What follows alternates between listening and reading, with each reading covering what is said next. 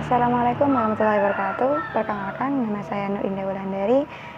Saya di sini akan mempresentasikan terkait perkotaan, di mana perkotaan di sini bisa juga dikatakan sebagai urbanisasi, yaitu wilayah yang mempunyai kegiatan utama akan tetapi bukan suatu pertanian, dengan susunan fungsi kawasan sebagai tempat pemukiman perkotaan, pemusatan dan distribusi pelayanan jasa pemerintahan, baik secara pelayanan sosial ataupun kegiatan perekonomian.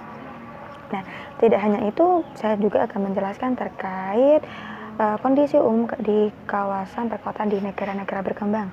Yang pertama, tingkat kepadatan penduduk yang sangat tinggi, di mana hal ini seringkali kita jumpai di daerah-daerah Jakarta khususnya. Itu banyak sekali di daerah sana banyaknya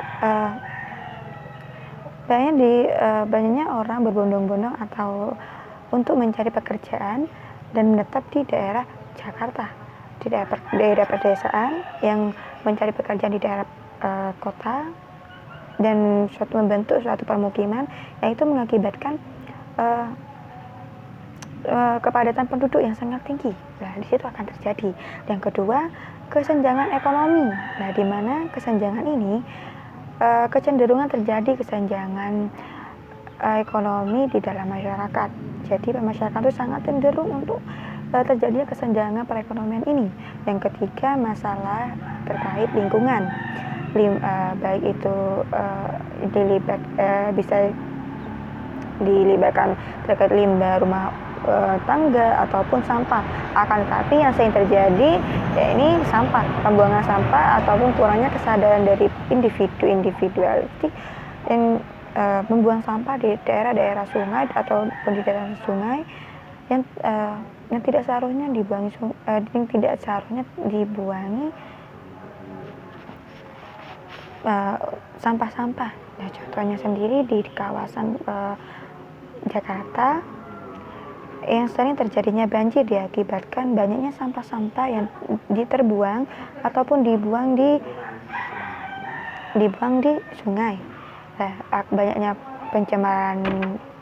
adanya pencemaran sungai ataupun yang lainnya. Nah, contoh dalam 2018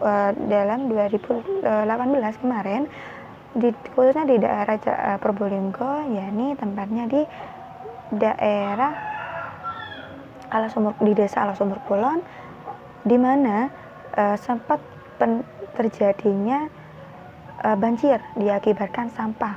Nah, banyak sampah-sampah pempes yang baik itu pempes dewasa ataupun anak kecil yang dibuang di sana, akhirnya terjadinya wisata pempes. Nah, hal itu yang mengakibatkan tercemarnya air sungai.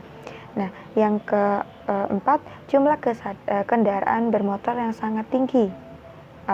Hal ini mengakibatkan kemacetan yang sering terjadi dan juga polusi udara. Dan selanjutnya yang kelima, buruknya infrastruktur umum. Nah, buruknya infrastruktur umum ini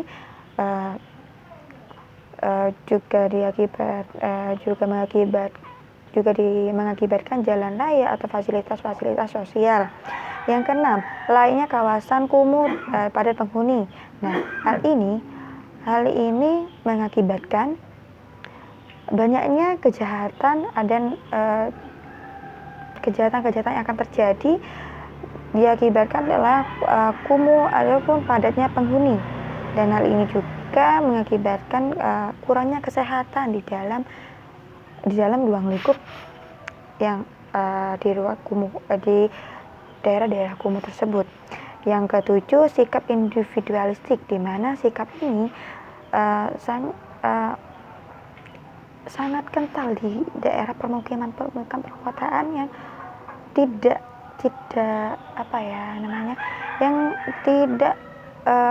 adanya kepedulian satu sama lain. Yang kedelapan, minimnya toleransi terutama pada masyarakat majemuk. Nah, hal ini menyadari begitu rumitnya permasalahan di perkotaan, maka dilakukannya usaha besar untuk menanggulangi isu tersebut melalui pembangunan integral di wilayah perkotaan. Nah, di sini juga ada tujuan umum pembangunan kawasan perkotaan. Tujuan pembangunannya itu ada 3.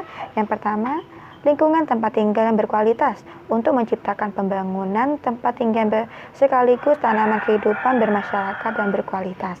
Nah, ini di sini mampu dalam permasalahan atau pemerintah mampu menanam tanaman-tanaman yang bermanfaat baik itu untuk daerah ataupun di lingkungan yang memperindah lingkungan tersebut. Yang kedua, masyarakat hidup aman dan nyaman untuk menciptakan kondisi di mana orang merasa aman dan nyaman untuk tinggal di daerah perkotaan. Yang ketiga, masyarakat bekerja dengan baik, membangun keluarga, memelihara keberlangsungan hidup hingga ke generasi selanjutnya.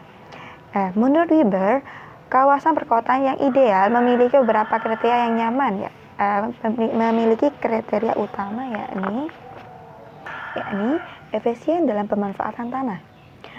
Nah, dikarenakan jumlah perkotaan yang terbatas, maka di setiap pemanfaatan tanah terus diperhatikan dan fungsi dan pemanfaatannya. Yang kedua, jumlah kesadaran bermotor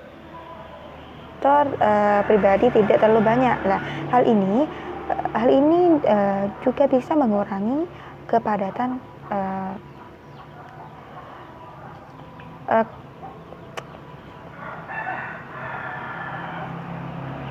hal ini dilakukan untuk mengurangi kemacetan yang sering terjadi di kalangan perkotaan.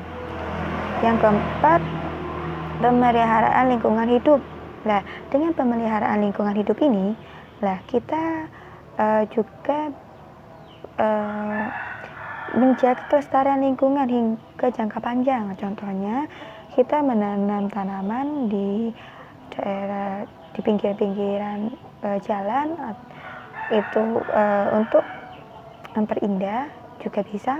Yang kelima, perumahan dan lingkungan layak huni. Nah, hal ini mensejahterakan warganya. Yang keenam, kondisi sosial yang inklusif akan mampu mendukung kehidupan bermasyarakat yang beradab.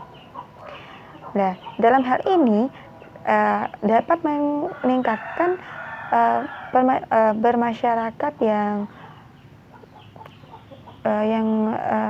teratur dan juga bisa dan baik. Di sini juga bisa meningkat seperti itu. Yang ketujuh, perekonomian yang menjadi daya ukur permasyarakatan. Yang kedelapan, partisipasi dan keterlibatan publik. Yang kesembilan, pemeliharaan budaya lokal. Nah, dalam pemeliharaan budaya lokal ini memanfaatkan agar pemersatuan dan kerabatan masyarakat.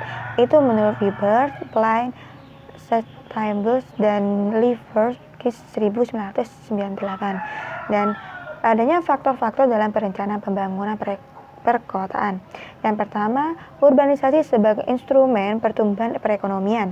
Yang kedua, melibatkan pembangunan daerah sekitarnya sehingga menghasilkan taraf kehidupan baik dan baik di pusat kota ataupun di sekitarnya. Yang ketiga, adanya perencanaan kerja struktur untuk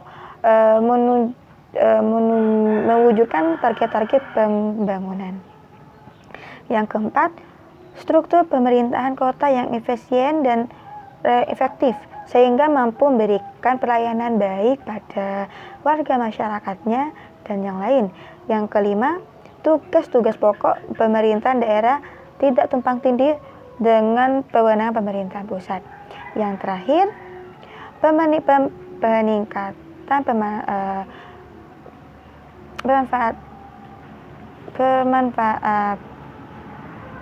penataan asas pendapatan ahli daerah atau bisa dikatakan dengan PAD untuk menunjukkan hal ini juga bisa mendukung kesejahteraan masyarakatnya. Nah, tidak hanya itu, permasalahan-permasalahan yang sering terjadi di kalangan perkotaan, kawasan sering terjadi di kalangan perkotaan, pemukiman terutama, hanya liar yang sering kali disebut dengan slum area. Masalah ini terjadi diakibatkan penambahan penduduk yang sangat tinggi di kawasan perkotaan yang tidak dapat dikendalikan, sementara lahan yang disediakan untuk pemukiman tersebut sangatlah terbatas.